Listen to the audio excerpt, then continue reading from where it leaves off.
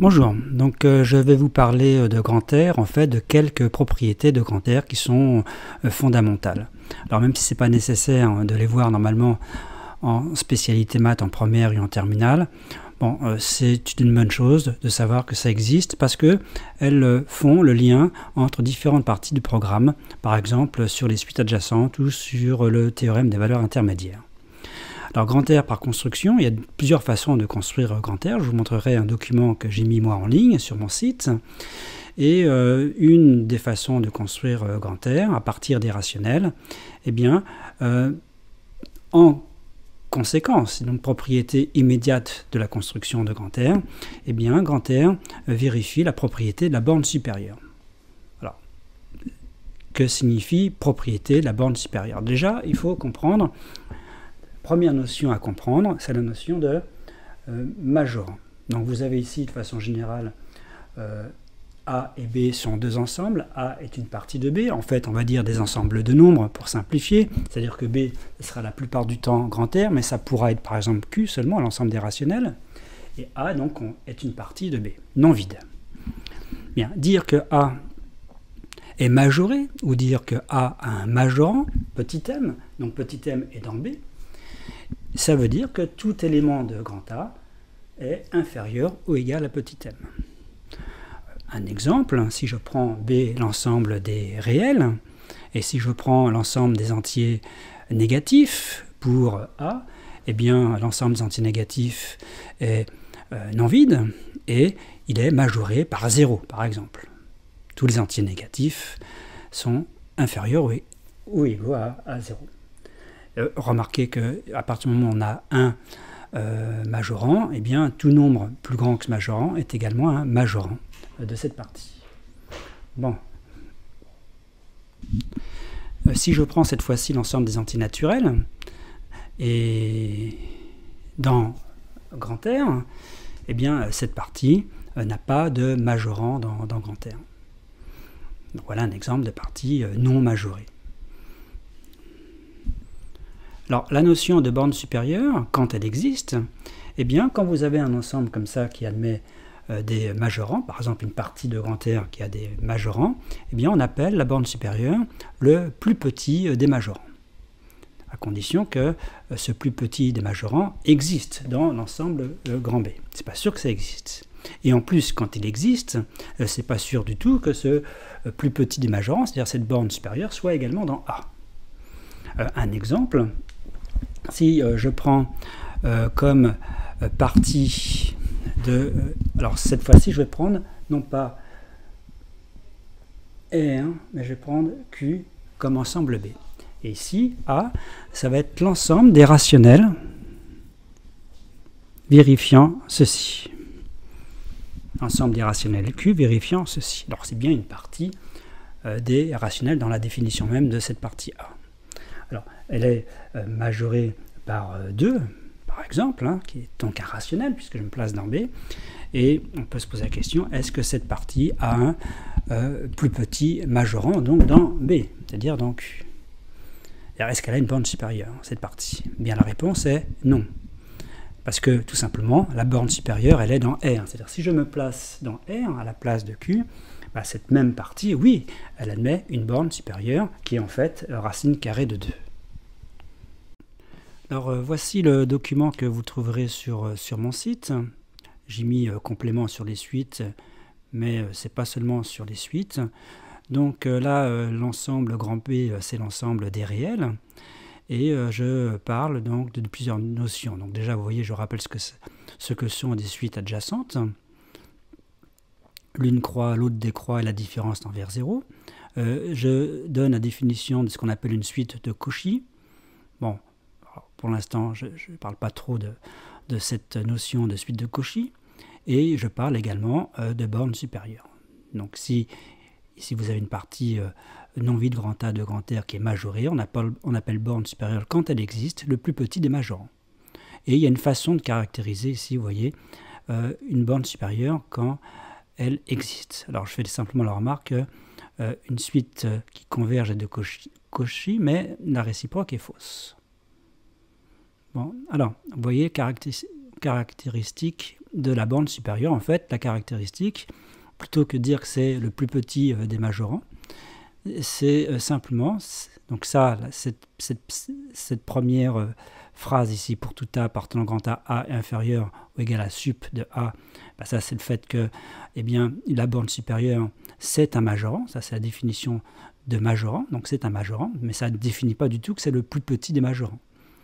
Alors une façon de définir que c'est le plus petit majorant, ce serait simplement d'écrire, bah, si je prends un autre majorant de grand A, eh bien ce majorant est donc supérieur ou égal à la borne supérieure.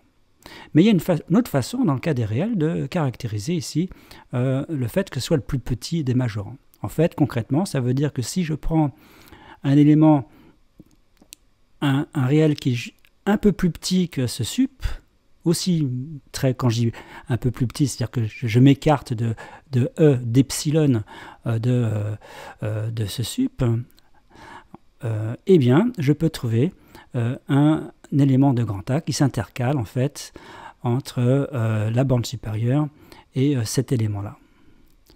Bon. Alors, voilà ce qui nous intéresse principalement, et c'est ce que je voulais faire dans cette vidéo. Alors, vous avez des équivalences entre plusieurs propositions. Ici, il y en a 4. Alors, la première, toute suite croissante, majorée, converge. Ça, c'est ce que vous avez vu lorsque vous faites les suites. Toute suite de Cauchy converge. Toute partie non vide de R majorée admet une borne supérieure. Deux suites adjacentes convergent et ont la même limite. Eh bien, ces 4 propositions sont équivalentes. Ça veut dire quoi qu'elles sont équivalentes? Ça veut dire, par exemple, on peut démontrer que 1 implique 2, 2 implique 3, 3 implique 4, et 4 implique 1. Donc on peut ici démontrer comme ça des équivalences. C'est pas forcément évident, hein.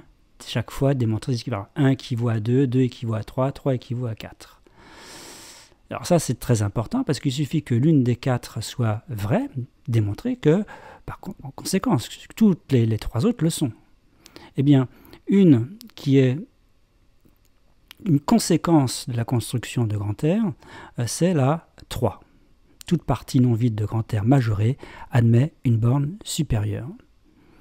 On dit que grand R vérifie la propriété de la borne supérieure. Toute partie non vide de grand R majorée admet une borne supérieure. Alors ça, c'est une propriété qui est importante, qui découle, donc, je répète, de la construction de grand R.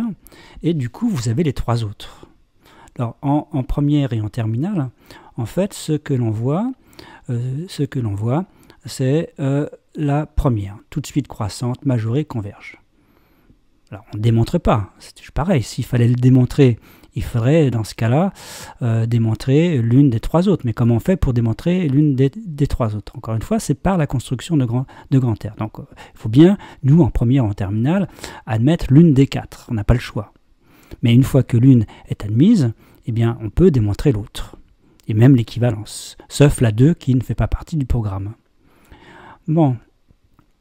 Alors, vous voyez, deux suites adjacentes convergent et ont la même limite. Alors, cette proposition 4, donc, qui peut se démontrer à partir de la 1. Et on peut faire également la réciproque. Bon.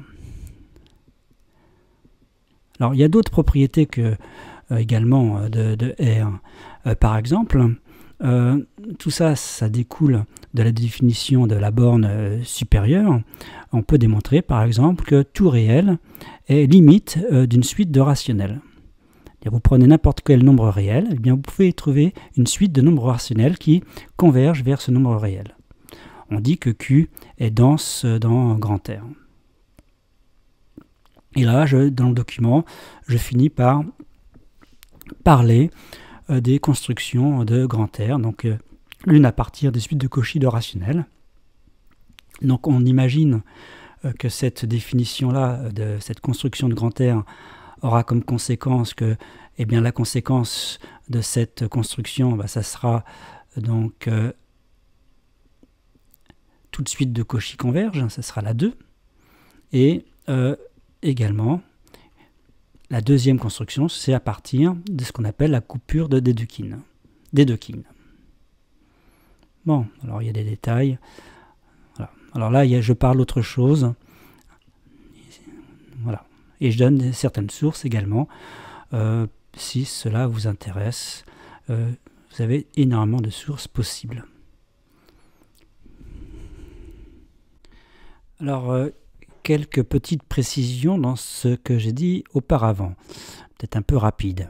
Alors, rappelez-vous, j'ai dit, comme commentaire, une suite qui converge est de Cauchy. C'est-à-dire, si une suite converge, alors elle est de Cauchy. Et j'ai dit que la réciproque était fausse. Et quand on regarde la proposition 2, c'est justement la réciproque. Oui, parce que en général, si on se place dans n'importe quel ensemble, eh bien, la réciproque est fausse. Mais quand on se place dans R, eh bien, la réciproque est vraie. Donc, dans l'ensemble des réels, la réciproque, cette réciproque qui en général est fausse, dans cette fois-ci, elle est vraie. Dans l'ensemble des réels. C'est-à-dire qu'une suite de Cauchy converge. Ça, c'était la première précision. Parce qu'on est justement dans R, dans l'ensemble des réels. Alors, deuxième précision, j'ai dit, pour démontrer l'équivalence entre les 4, on fait 1 implique 2, 2 implique 3, 3 implique 4 et 4 implique 1. Donc, en fait, on fait 4 implications et donc ça démontrerait toutes les équivalences. Alors, pourquoi ? Par exemple, comment démontre-t-on l'équivalence entre 1 et 4 si on a fait ce que je viens de dire ? Bien, si on démontre que 1 implique 2, implique 3, implique 4, donc déjà 1 implique 4. Et comme 4 implique 1, 1 est équivalent à 4. Donc déjà, on a l'équivalence entre 1 et 4. Maintenant, entre 2 et 4. Donc 2 implique 3, implique 4, donc 2 implique 4. Mais comme 4 implique 1 et 1 implique 2, 4 implique 2. Donc vous voyez, 2 est équivalent à 4. De même, pourquoi 3 est équivalent à 4 ? Parce que 3 implique 4, et 4 implique 1 qui implique 2 qui implique 3, donc 4 implique 3. Donc vous avez bien l'équivalence entre 3 et 4. Voilà, donc ça, ce sont des précisions, simplement, parce que j'étais peut-être un peu rapide dans mes explications.